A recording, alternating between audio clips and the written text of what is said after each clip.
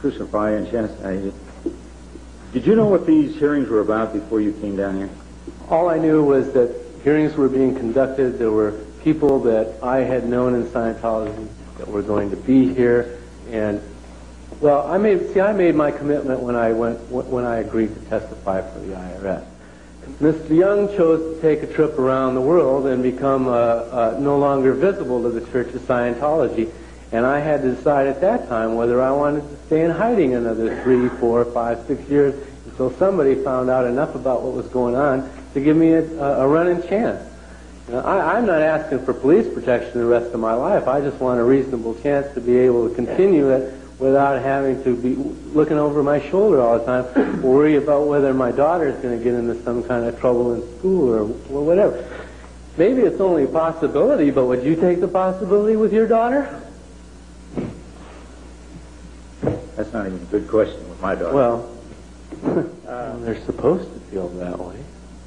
So, I mean, if this is the mecca for the most advanced technology on the planet for altering a person's life, then where else could you go? And that's the whole point that I'm trying to bring about. You're supposed to be at the only place you can go for help in the whole world, in the universe for that matter. And all the rest of you guys are bad guys. You're just simple, everyday garden variety humanoids. And you haven't got what it takes to do the job, and that is the attitude that Scientologists come here with. You are the enemy. We're the Oriental gentlemen, wogs. I don't think you feel that way, but when I was in Scientology, I treated you like that. And got commendations for it. The people of Clearwater? Yes. I think the people of Clearwater are going to deal with Scientology for a long, long time. How effective you are in it, I don't know. I've tried to give you some suggestions about it. But understand, when I left Scientology, I left 8 years of friendships, people that I love and respect, who I know came into the Church of Scientology with good intentions to do something constructive for mankind, for the communities that exist or that they were a part of, for their friends and their family, and they have been sold down the tubes. I can't talk to people that I dearly love now because they're still in Scientology. If I got anywhere near an organization, I'd have more Guardians Office staff members around me than Carters have liver pills. They are forbidden to communicate to me. Now, I don't know how long I got to sit and take that kind of crap. I think I'm done with it. I may have to continue on and go through more hearings and stuff like that, but sooner or later, people that I know and love and who in turn love me and respect me that are in the church are going to graduate from Scientology. And if I've done anything to help that along, that's what I'm here for. Well, they're ill-fed, they're ill-housed, they're ill-clothed, they get horrible dental care, they get horrible care for their children.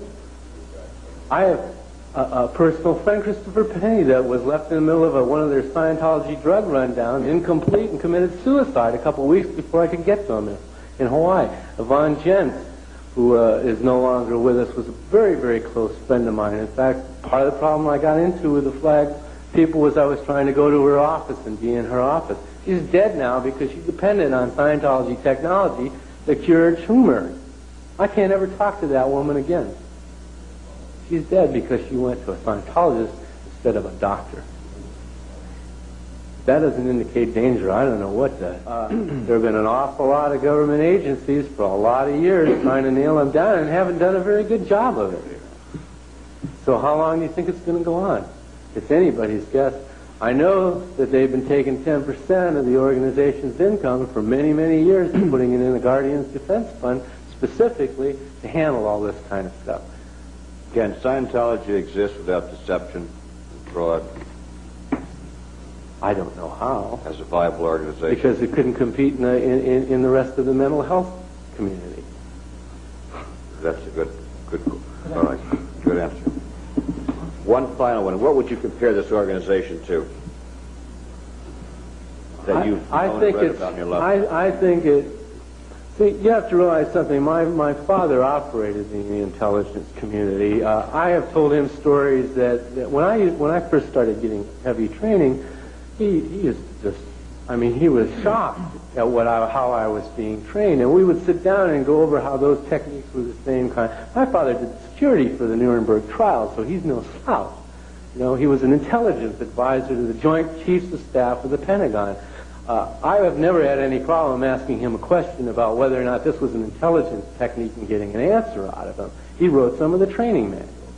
All right? So you are dealing with an organization that has taken the most effective techniques of all the intelligence services, not only taken those techniques and used them to train their own personnel, but then taken those personnel and put them in those organizations as operatives.